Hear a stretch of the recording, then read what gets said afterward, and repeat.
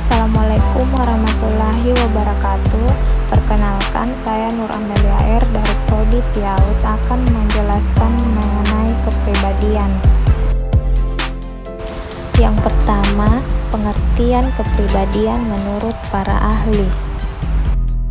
Browner menyatakan bahwa tingkah laku manusia adalah gerak-gerik suatu badan sehingga kepribadian dapat dikatakan sebagai corak gerak-gerik suatu badan manusia.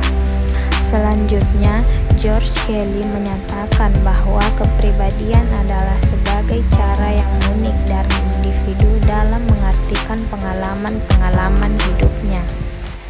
Sigmund Freud memandang kepribadian sebagai suatu struktur yang terdiri dari 3 sistem, yakni id, ego, dan superego. Selanjutnya, Jordan Alcorn merumuskan kepribadian adalah suatu organisasi yang dinamis dari sistem psikofisik individu yang menentukan tingkah laku dan pemikiran individu secara khas. Selanjutnya, faktor yang mempengaruhi kepribadian. Yang pertama, pengalaman awal. Sigmund Freud menekankan tentang pentingnya pengalaman awal atau masa kanak-kanak dalam perkembangan kepribadian. Yang kedua, pengaruh budaya.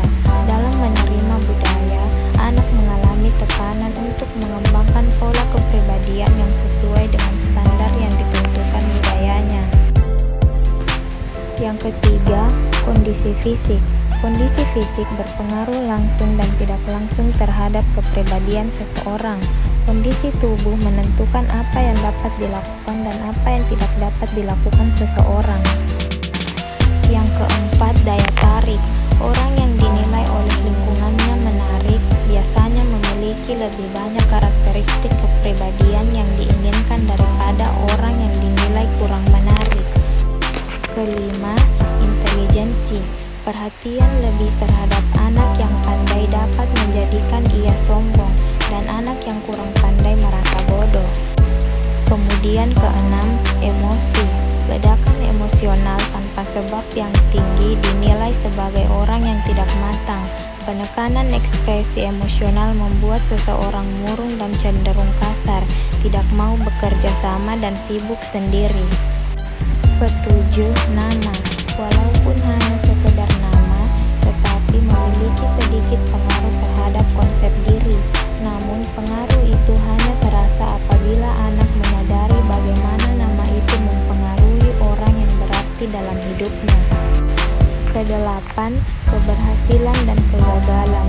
Keberhasilan dan kegagalan akan mempengaruhi konsep diri.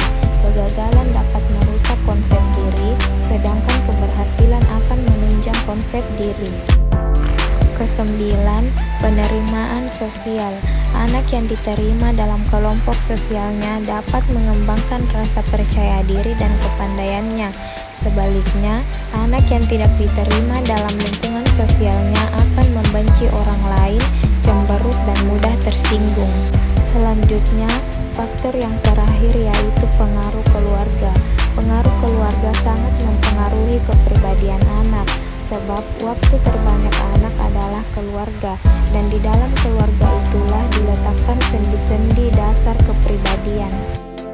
Adapun tipe-tipe kepribadian yang pertama, menurut Galenus, pembagian tipe kepribadian berdasarkan aspek biologis ialah yang pertama kolerikus, kedua sanguinikus, ketiga pragmatikus, dan keempat melankolikus. Adapun menurut Heymans, yaitu seorang profesor bangsa Belanda, membagi temperamen manusia berdasarkan pada 3 unsur atau sifat yang dimiliki manusia, yaitu yang pertama emosionalitas, kedua aktivitas, dan yang ketiga fungsi sekunder. Sedangkan berdasarkan kuat lemahnya nilai-nilai dalam diri seseorang, Sprenger membagi watak atau kepribadian manusia menjadi 6 tipe, yaitu manusia teori, manusia ekonomi, manusia sosial, manusia politik, manusia seni, dan manusia soleh. Adapun perbedaan kepribadian dan karakter yaitu